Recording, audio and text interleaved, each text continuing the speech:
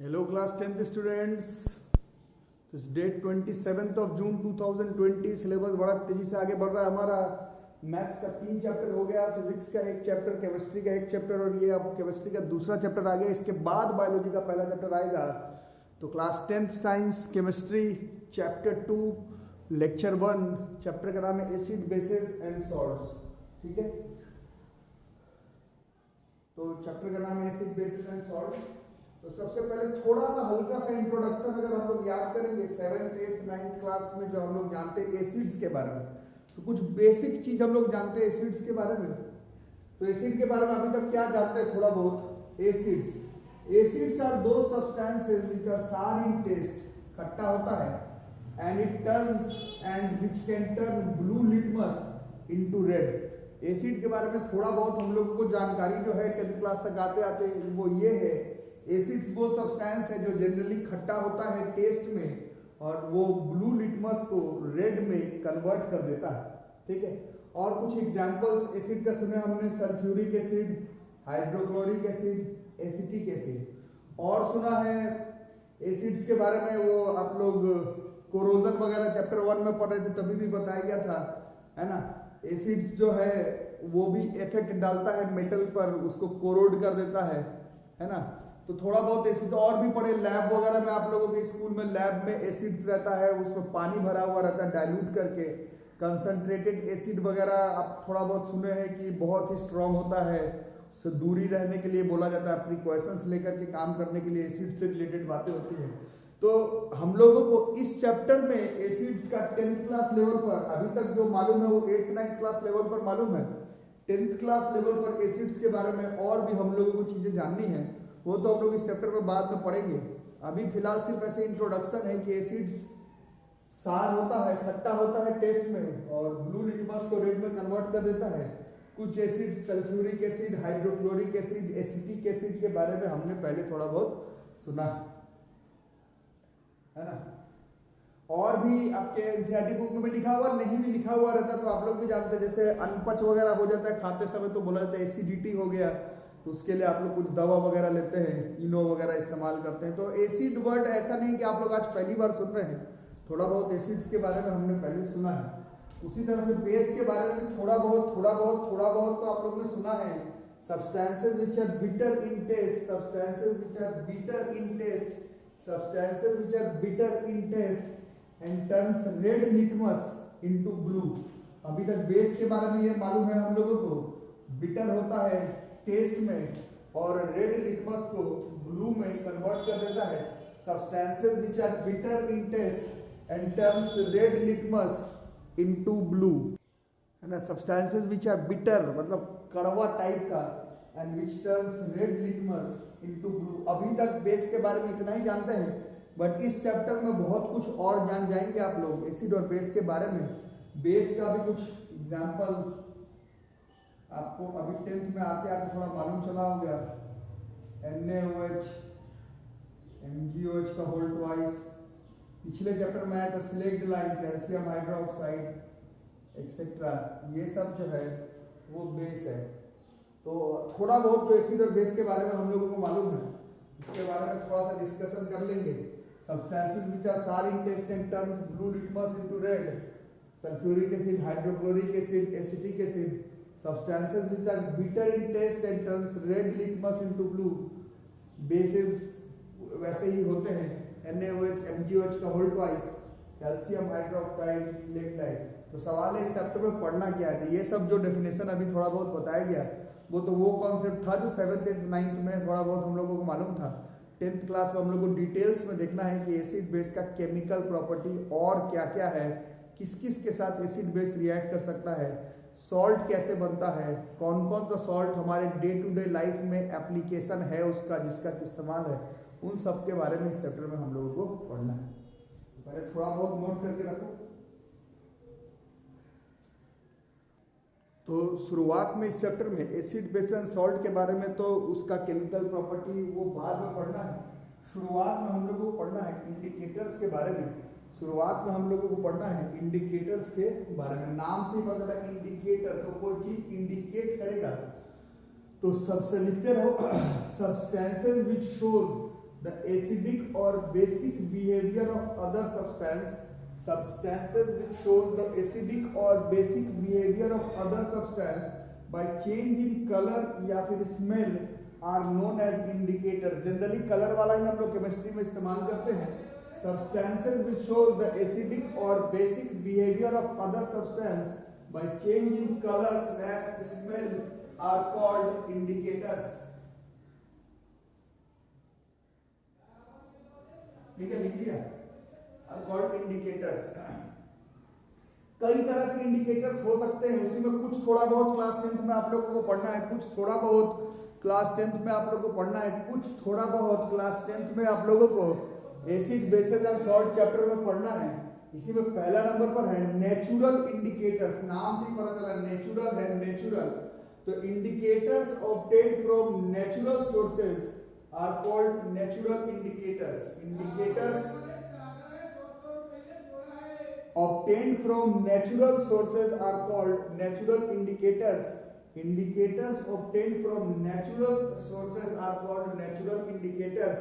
जैसे इसका सबसे फेमस तो लिटमस खुद है. सबसे फेमस तो लिटमस खुद है. छोटे क्लास से आप लोग लिटमस के बारे में जान रहे हैं, स्कूल लैब वगैरह में लिटमस पेपर देखा होगा. तो नेचुरल इंडिकेटर है. But turmeric, red cabbage, China rose, ये सब भी आप घर पर देखे होंगे. these all are also can be treated as natural indicators. ठीक है. वो केमिस्ट्री लैब में हम लोग हल्दी का इस्तेमाल और कैबेज और चाइना रोज के फूल का सॉल्यूशन बना के इस्तेमाल नहीं करते हैं. लिटमस से काम चल जाता है. बट ये सब भी जो है दे आर नेचुरल इंडिकेटर्स. इन सब में फेमस तो लिटमस ही है. ये आपके बुक में लिखा हुआ है. It is obtained from lichens.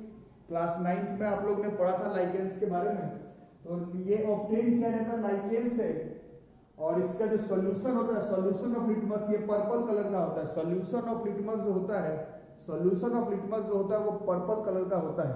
But जो लिटमस पेपर हम लोग इस्तेमाल करते हैं केमिस्ट्री लैब में, वो 2 कलर का मिलता है, ब्लू एंड रेड. और ये इंडिकेटर है. इंडिकेटर का काम ही यही है कि ये शो करता है कि फलाना वाला सब्सटेंस एसिडिक है क्या बेसिक है. तो एसिड जो है वो टर्न करता है ब्लू लिटमस पेपर को. जैसे आप एसिड में डालेंगे तो उसका कलर रेड में कन्वर्ट हो जाता है. उसी तरह से बेस जो है वो टर्न रेड लिटमस को ब्लू में कर देता है. तो लिटमस ही सबसे फेमस वाला नेचुरल इंडिकेटर है. सबसे फेमस वाला नेचुरल इंडिकेटर लिटमस है. But red cabbage, turmeric, China rose etcetera को भी हम लोग नेचुरल इंडिकेटर्स के फॉर्म में इस्तेमाल करते हैं. इसी में कुछ और नेचुरल इंडिकेटर में टर्मरिक. टर्मरिक टर्मरिक टर्मरिक आपने देखा होगा. टर्मरिक आपने घर पर देखा होगा. टर्मरिक जो है वो येलो होता है कलर में. टर्मरिक जो है वो येलो होता है कलर में. टर्मरिक जो है वो येलो होता है कलर में. ये आपने अपने घर पर देखा होगा, है ना. अब उतना याद नहीं करना है. मैंने येलो कलर देखो ना, हल्दी का बात हो रहा है. हल्दी का कलर थोड़ा बहुत येलोइश भी बोल सकते हो, येलो ही बोलते हैं उसको, है ना. टर्मरिक येलो का होता है. अब अगर बेसिक सॉल्यूशन अगर इस्तेमाल करेंगे तो वो टर्मरिक का जो सॉल्यूशन उसको रेडिश ब्राउन में कन्वर्ट कर देगा.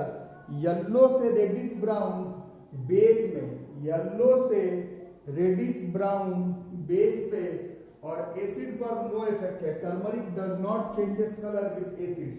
ये सब अगर याद नहीं भी करना है तो चलेगा, ट्यूशन कॉपी में होना चाहिए. लिटमस अच्छा नेचुरल इंडिकेटर है. बट टर्मरिक भी है. टर्मरिक हल्दी है, येलो कलर का होता है. और बेस के साथ उसका कलर चेंज होगा रेडिश ब्राउनिश, जबकि it does not changes colour with acids. उसी तरह से रेड कैबेज.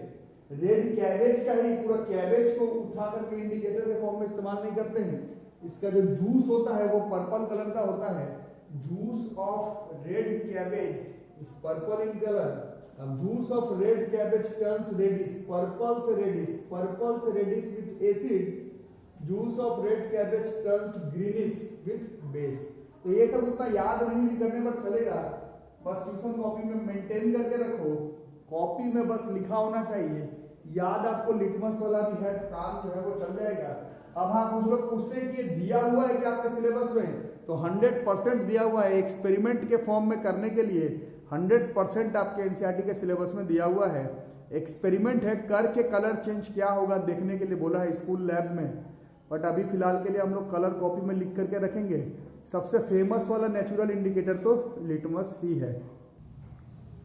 अब नेचुरल इंडिकेटर्स के साथ साथ थोड़ा बहुत हम लोग को सीखना है olfactory indicators. Olfactory indicators, olfactory indicators, olfactory indicators. Definition लिख लोगे, substances which change their smell, इसमें कलर नहीं है, ओल्फैक्टरी में स्मेल से रिलेटेड है। Substances which change their smell when mixed with acids or base are known as olfactory indicators। Colour change नहीं करना है, स्मेल चेंज करना है। कलर चेंज नहीं करना है, स्मेल चेंज करना है। substances which change their smell when mixed with acids or base are known as olfactory indicators। ठीक है, कौन कौन सा है? फॉर एग्जांपल ओनियन का जूस वगैरह का स्मेल सूंघे ही होगे बहुत जगह पर, खाना बनाते समय मम्मी जब बनाती होगी तब सूंघे होंगे, और या फिर चाट वाट काटते समय भी, या फिर ओनियन का जूस वगैरह का भी स्मेल आपको मालूम होगा। ओनियन है, वनीला है, वनीला आइसक्रीम वगैरह जो आप लोग खाते हैं। वनीला तो कली पौधा फ्लावर के कली से निकलता है वनीला, उसका एक फ्रेग्नेंट स्मेल होता है। अच्छा, क्लोव मतलब लौंग है, लौंग के तेल का स्मेल जरूर आप लोग सूंघे होंगे, है ना। तो olfactory indicators, substances which change their smell when mixed with acids or bases are known as olfactory indicators। for example onion, vanilla, clove etc। अब कैसा है तो इसको याद करना भी आसान है। अब इसमें भी कुछ बच्चे फोन पर पूछेंगे कि ये बुक में दिया होगा, नहीं 100% आपके एनसीईआरटी बुक में दिया हुआ है, बट एक्सपेरिमेंट फॉर्म में दिया हुआ है, खुद से पता लगाने के लिए बोला है ना। तो अनियन का भी जूस बना लेना है और उसका स्मेल आप सूंघ लें, पेस्ट बना सकते हो या फिर जूस बना सकते हो। यह अपना स्मेल लूज करता है व्हेन एडेड विद बेस, मतलब बेस के साथ जैसे ही ऐड करोगे इसका जो स्मेल है वो लूज हो जाएगा, और जब एसिड के साथ ऐड करोगे तो जैसा स्मेल उसका पहले आ रहा था वैसे ही आता रह जाएगा। ये याद करना बड़ा आसान है, क्योंकि सारा ऑल्फैक्टरी इंडिकेटर जो आपको क्लास 10th में पढ़ना है, चाहे वो क्लोव हो, चाहे वो वनीला हो, चाहे अनियन हो, सब में एक ही है कि बेस के साथ, बेसिक सॉल्यूशन के साथ जब ऐड करोगे तो स्मेल लूज हो जाएगा, और एसिडिक सॉल्यूशन के साथ इस्तेमाल करोगे तो जैसा स्मेल उसका पहले था वैसा ही बना रहेगा। It does not changes its smell with acids. Vanilla का बोलो, क्लोव का बोलो, सब में वही हिसाब किताब है। Smell of vanilla vanishes with base, base के साथ लगाओगे तो स्मेल गायब हो जाएगा, और एसिड या फिर एसिडिक सॉल्यूशन के साथ करोगे तो उसका जैसा स्मेल है वैसा ही बना रहेगा। It does not changes its smell when treated with acid and it loses its smell when treated with base और basic solution. Olfactory indicators are those indicators which change their smell when mixed with acid or base। Example onion, vanilla, clove etcetera. और सब में नियम एक ही है, सब में नियम एक ही है, सब में नियम एक ही है, सब में नियम एक ही है। बेस के साथ स्मेल जो है वो लूज कर जाएगा, और चाहे जैसा भी स्मेल हो, और एसिड के साथ जैसा स्मेल है, जैसा उसका स्मेल है वो बना हुआ रहेगा। इसको हम लोग ऑल्फैक्टरी इंडिकेटर्स कहते हैं। एसिड और बेस के केमिकल प्रॉपर्टी के बारे में तो बाद में पढ़ेंगे, पहले हम लोग अभी देख रहे हैं कि एसिड बेस को इंडिकेटर्स के थ्रू पहचानेंगे कैसे। तो नेचुरल इंडिकेटर्स आपने पढ़ा, litmus, turmeric, cabbage, China rose. उसी तरह से olfactory indicators onion, vanilla, clove etcetera. उसी तरह से कुछ सिंथेटिक इंडिकेटर्स के बारे में पढ़ना है। सिंथेटिक इंडिकेटर्स के बारे में पढ़ना है, नाम से ही पता चलता है। सिंथेटिक इंडिकेटर्स लिखो, indicator that are synthesized in laboratory, इसको खुद से बनाया जाता है। Indicators that are synthesized in laboratory are known as synthetic indicators. Laboratory में बनाया जाता है ऐसा इंडिकेटर्स, मैन मेड होता है, आर्टिफिशियल होता है। Indicators that are synthesized in laboratory are called synthetic indicators। आपके स्कूल के लैब में एक आध सिंथेटिक इंडिकेटर्स आपको दिख जाएगा। फेनोल्फथलीन होता है और मिथाइल ऑरेंज होता है, ये दोनों सिंथेटिक इंडिकेटर्स आपको स्कूल के लैब में मिल जाएगा। अभी हम लोगों को थोड़ा बहुत याद कर लेना है, एग्जैक्ट याद नहीं भी रहे तो चलेगा, बट थोड़ा बहुत आपके बुक में दिया हुआ है एक्सपेरिमेंट के फॉर्म में, तो थोड़ा बहुत तो याद करना पड़ेगा। इसी में है फेनोल्फ्थलीन जो है वो एक कलरलेस लिक्विड होता है। कैसा लिक्विड है? कलरलेस लिक्विड है। फेनोल्फ्थलीन जो है वो कलरलेस लिक्विड है। अब इंडिकेटर कैसा? It remains colourless with acids, acids के साथ कलरलेस रह जाएगा, एसिड्स के साथ कलरलेस रह जाएगा। It remains colourless with acids, it remains colourless with acids, और it turns into pink when treated with a base, it turns into pink when treated with a base. Phenolphthalein जो है colourless liquid है, it remains colourless with acids, acids के साथ colourless रह जाएगा, और it turns into pink when treated with a base, जब एक बेस के साथ ट्रीट करोगे तो पिंकिश हो जाएगा, कलरलेस रह जाएगा एसिड के साथ। तो ये इंडिकेटर के तरह का काम कर रहा है, जैसे सिंथेटिक इंडिकेटर फेनोल्फ्थलीन। उसी तरह से मिथाइल ऑरेंज, नाम से ही पता चल रहा है, it is originally orange in colour, इसका कलर ऑरेंज होता है, इसका कलर ऑरेंजिश होता है, तभी तो इसको मिथाइल ऑरेंज कहते हैं। अब जैसे एसिड के साथ ट्रीट करवाओगे टर्न्स इनटू रेड, ऑरेंज से रेड, ऑरेंज से रेड दिखता है चेंज होते हुए, ऑरेंज से रेड हो जाएगा।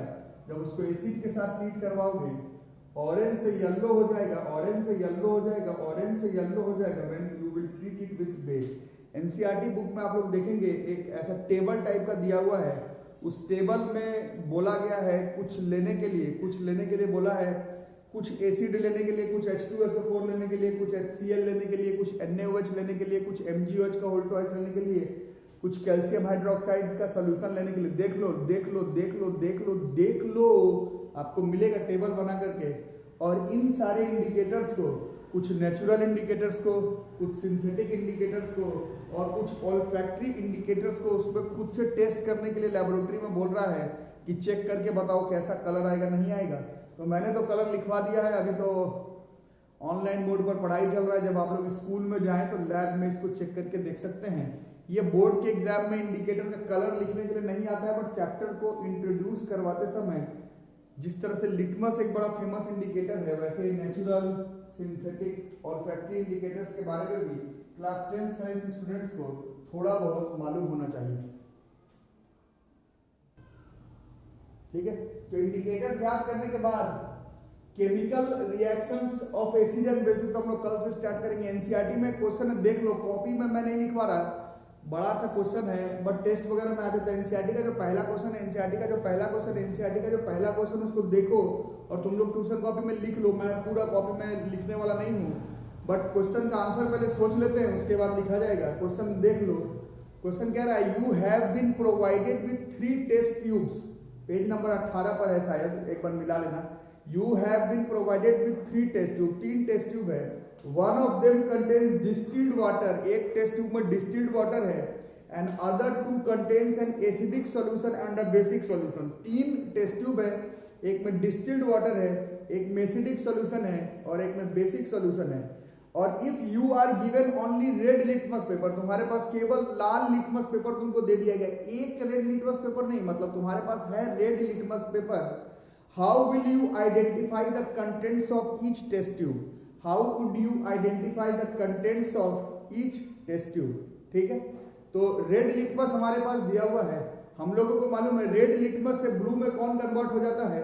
रेड लिटमस से ब्लू, रेड लिटमस से ब्लू। रेड लिटमस को हम लोग तीनों सॉल्यूशन में डालेंगे, जो सॉल्यूशन रेड लिटमस को ब्लू कर देगा वो तो बेस हो जाएगा, जो सॉल्यूशन रेड लिटमस को ब्लू कर देगा, तुमको एक रेड लिटमस दिया हुआ है, 3 टेस्ट ट्यूब दिया हुआ है, तीनों टेस्ट ट्यूब में एक में डिस्टिल्ड वाटर है, एक में एसिडिक सॉल्यूशन है, एक में बेसिक सॉल्यूशन है। हम लोग उस रेड लिटमस को तीनों टेस्ट ट्यूब में डालेंगे, जिस टेस्ट ट्यूब में जो सॉल्यूशन उस रेड लिटमस को ब्लू में कन्वर्ट कर देगा, तो अब हम लोग समझ जाएंगे कि वो वाला जो सॉल्यूशन है वो बेस है, क्योंकि base turns red litmus into blue. ठीक है, अब जिस सॉल्यूशन में डिप किया और लिटमस का कलर चेंज नहीं हुआ, लिटमस का कलर चेंज नहीं हुआ, लिटमस का कलर चेंज नहीं हुआ, लिटमस का कलर चेंज नहीं हुआ, वो जो है वो एसिडिक सॉल्यूशन हो जाएगा। जिसमें कलर चेंज नहीं हुआ, क्योंकि रेड लिटमस को एसिड क्या करेगा? वो तो रेड लिटमस, वो तो ब्लू को रेड में कन्वर्ट करता है ना, तो रेड ही डाले हो तो रेड लिटमस रेड ही रह जाएगा। नो इफेक्ट शो करने वाला जो है वो एसिडिक सॉल्यूशन हो जाएगा। या फिर आपने बेस में रेड से ब्लू बनाया था, अब उस ब्लू वाले को डाल करके देखो, जो ब्लू से रेड में कर दे, जो ब्लू से रेड में कर दे, जो ब्लू से रेड में कर दे, वो एसिड हो जाएगा। या फिर सबसे आसान था कि आपके पास लाल वाला लिटमस दिया हुआ था जिसमें किसी तरह का कोई इफेक्ट नहीं शो हो रहा है, वही उसी टेस्ट ट्यूब में एसिडिक सॉल्यूशन रखा हुआ है। अब जो तीसरा टेस्ट ट्यूब बच गया वही तुम्हारा डिस्टिल्ड वाटर वाला है, जो तीसरा टेस्ट ट्यूब बच गया वही तुम्हारा डिस्टिल्ड वाटर वाला है। लेकिन अगर केमिकली बात करें तो अभी आपको लिखवाया गया कि लिटमस का जब सॉल्यूशन बनाते हो, लिटमस का जब सॉल्यूशन बनाते हो तो वो पर्पल कलर का हो जाता है। अभी जस्ट आपको लिखवाया गया था लिटमस का सॉल्यूशन पर्पल कलर का होता है, और तुमने रेड लिटमस लिया था और डाल रहे थे डिस्टिल्ड वाटर में, तो एक सॉल्यूशन बन गया। तो अगर वो रेड से थोड़ा सा स्लाइट चेंज होके पर्पल अगर हो गया, थोड़ा सा स्लाइट चेंज होके कि रेड से पर्पल पर हो गया, थोड़ा से स्लाइट चेंज होके रेड से पर्पल हो गया, तो वो डिस्टिल्ड वाटर वाला होगा। ठीक है, तो क्या क्या पता चला? जो रेड को ब्लू में कन्वर्ट कर दे वो वाला बेस था, जो रेड से रेड ही रहने दे उस टेस्ट ट्यूब में एसिड था, और जो रेड सॉल्यूशन को मतलब रेड लिटमस को सॉल्यूशन फॉर्म में थोड़ा सा स्लाइट चेंज होके पर्पल टाइप का हो जाए वो डिस्टिल्ड वाटर था। इस तरह से सिर्फ एक रेड, एक नहीं, इस तरह से अगर रेड लिटमस दिया रहे, 3 टेस्ट ट्यूब, एक में एसिड, एक में बेस और एक में डिस्टिल्ड वाटर, तो हम लोग मेक श्योर कर सकते हैं कि कौन एसिड है, कौन बेस है और कौन डिस्टिल्ड वाटर है। ठीक है, तो पहला क्लास यहीं पर हो गया। वीडियो अगर पसंद आ रहा हो तो वीडियो को लाइक करके रखो और चैनल को सब्सक्राइब करो, नोटिफिकेशन बेल आइकन दबाओ, दोस्तों को वीडियो शेयर कर दो। और बच्चों, मैंने कल के वीडियो में भी बताया था, हम लोग सोच रहे थे कि अब ऑफलाइन मोड पर भी क्लासेस स्टार्ट किए जाए, बट केसेस अभी कोरोना के बहुत ज़्यादा बढ़ रहे हैं, तो अभी stay at home, stay safe वाली रूल ही फॉलो होगी। क्लासेस ऑनलाइन नहीं, अगर आपको सब समझ में आ जा रहा है तो उतना रिस्क उठा करके फायदा नहीं है, तो क्लास आपका चलते रहेगा। जिन्होंने अभी तक फी जो है वो अपना पेमेंट नहीं किया हो तो ऑनलाइन मोड पर भी पेमेंट करते रहो, ऐसे क्लास भी चलता रहे, आपका नोट्स भी बनता रहे और ट्यूशन भी चलता रहे। ठीक है, अभी बहुत ही रिस्क है, हाई रिस्क है, इतने रिस्क में ऑफलाइन क्लास का उतना फायदा नहीं हो पाएगा। ठीक है, तो चैनल को सब्सक्राइब करके रखना और वीडियो को लाइक करके रखना। ठीक है, और जितना हो सके शेयर कर दो। Thank you.